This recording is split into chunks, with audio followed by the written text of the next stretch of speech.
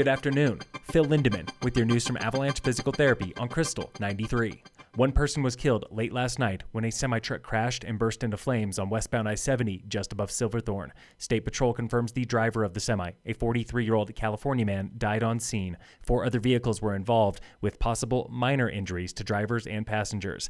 The accident happened around 10:45 p.m., closing both sides of I-70 for more than 13 hours as crews cleaned up the wreckage. The Forest Service today confirms the Ptarmigan Fire was sparked by people, but they have no suspects yet. The investigation is ongoing to learn who set fire to 86 acres, forcing hundreds to evacuate. The fire is 65% contained. Summit Stage is facing another winter of dwindling service without saving much money on it. Transit planner Bruce Camping. 250 hours of overtime is a concern. It is a large amount of overtime. It's the equivalent of 6 jobs. It is also less than burnout level, but not much less. The stage wants to hire 11 new drivers to maintain minimal service. They've been forced to cut service by 7 to 8% every winter since 2015, and this season they're cutting 25%. This week on the State of Summit. STR owners are not the enemy. They provide a needed commodity for the town, along with hotels and timeshares. That was local rental owner Trudy Cohen from a recent Breckenridge meeting, echoing what dozens of property owners are feeling this summer. But County Planner Jess Potter had this for commissioners yesterday, suggesting that some rentals are the enemy in some neighborhoods. Peak 7 was really interesting when we started looking into that data.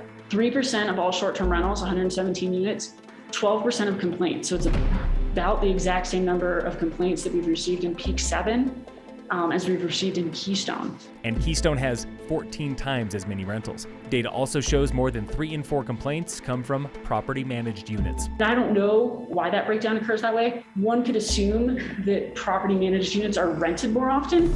So if you're rented more often, there's a higher propensity for complaints. The county will be using these insights when mapping out new rental zones. Assistant County Manager Bentley Henderson. The reason for the overlay zones is to ensure that we are writing regulations that are defensible and that can be kind of uniformly applied. Tune in again next Wednesday for the State of Summit on Krystal 93.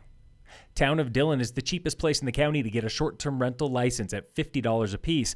But owners, you'll soon be charged up to 5 times more. Town staff wants to raise the licensing fee to $250, and council's on board to cover new staff and compliance expenses. That's the same price as Frisco. The county currently charges $150 up front. Breck and Silverthorne charge $100 to $325 based on bedrooms.